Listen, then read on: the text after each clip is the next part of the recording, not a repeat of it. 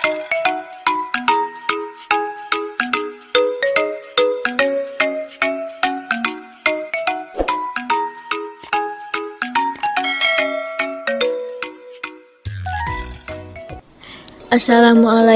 warahmatullahi wabarakatuh. Selamat pagi Ananda Bunda semua.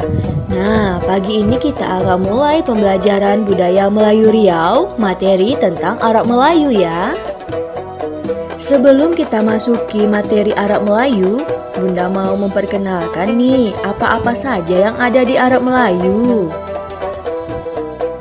Arab Melayu sendiri adalah aksara yang digunakan oleh orang Melayu sejak zaman dahulu dan masih juga digunakan hingga sekarang. Contohnya di Riau, khususnya di Kota Pekanbaru, kita bisa melihat nama jalan, nama gedung yang menggunakan Arab Melayu. Arab Melayu juga merupakan aksara utama dalam penyebaran bahasa Melayu di Nusantara, yang sejalan dengan dakwah syiar agama Islam pada abad ke-12 Masehi. Disebut Arab Melayu karena merupakan huruf-huruf Arab yang sengaja digubah untuk mewakili bunyi bahasa Melayu. Nah, untuk huruf Arab Melayu sendiri itu sama seperti dengan huruf abjad pada bahasa Indonesia, yakni terdiri dari dua jenis. Yang pertama huruf vokal dan yang kedua huruf konsonan. Perhatikan tabel berikut ini ya Nanda. Untuk jenis huruf vokal terdiri dari A, I, U, E, O. Nah, sedangkan untuk jenis huruf konsonan, yakni seluruh huruf abjad selain A, I, U, E, dan O. Alhamdulillah, tadi itu adalah pengenalan singkat dari Bunda tentang materi Arab Melayu. Nah, sekarang kita akan masuki materi inti dari Arab Melayu, yakni pengenalan bunyi A hidup bertemu dengan A mati, serta pengenalan bunyi A hidup bertemu dengan bunyi I mati. Saksikan dengan seksama ya Nanda. Bunyi A hidup bertemu dengan bunyi A mati terdapat pada contoh kata gajah, yang mana pada kata gajah terdiri dari dua suku kata. Suku kata pertama yakni ga dan suku kata kedua yakni jah. Bunyi A pada suku kata pertama yakni ga itu berdiri sendiri dan tidak tertutup dengan bunyi huruf lainnya, menandakan bunyi A pada suku kata ga merupakan bunyi A hidup. Sedangkan bunyi A pada suku kata kedua yakni suku kata jah itu tertutup dengan bunyi H, menandakan bahwa A pada suku kata jah merupakan bunyi A mati.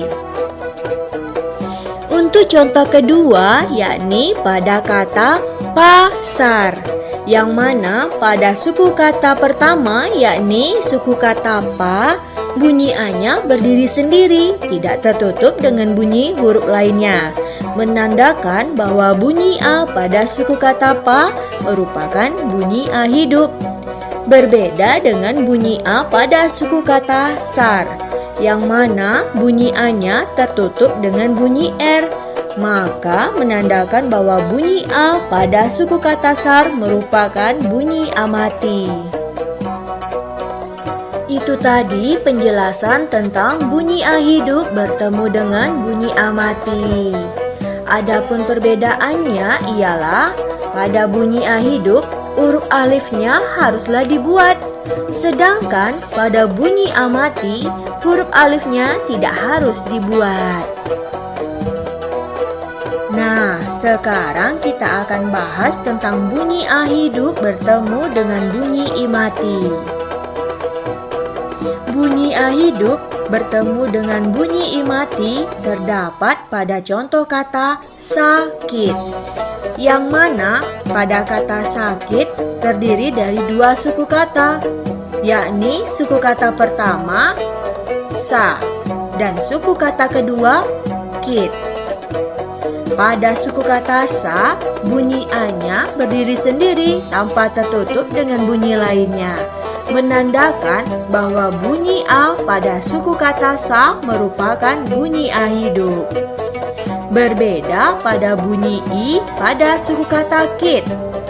Bunyi i pada suku kata kit tertutup dengan bunyi t, maka menandakan bahwa bunyi i pada suku kata kit merupakan bunyi i mati. Contoh kedua terdapat pada kata gasing, yang mana kata gasing memiliki dua suku kata. Suku kata pertama yakni ga dan suku kata kedua yakni sing. Bunyi a pada suku kata ga berdiri sendiri tanpa tertutup dengan bunyi lainnya, menandakan bunyi a pada suku kata ga adalah bunyi a hidup. Sedangkan bunyi i pada suku kata sing tertutup dengan bunyi eng, menandakan bahwa bunyi i pada suku kata sing merupakan bunyi i mati. Untuk bunyi a hidup bertemu dengan bunyi i mati, kedua huruf vokalnya tetap dibikin Arab Melayunya, yakni bunyi a ialah alif dan bunyi i ialah ya.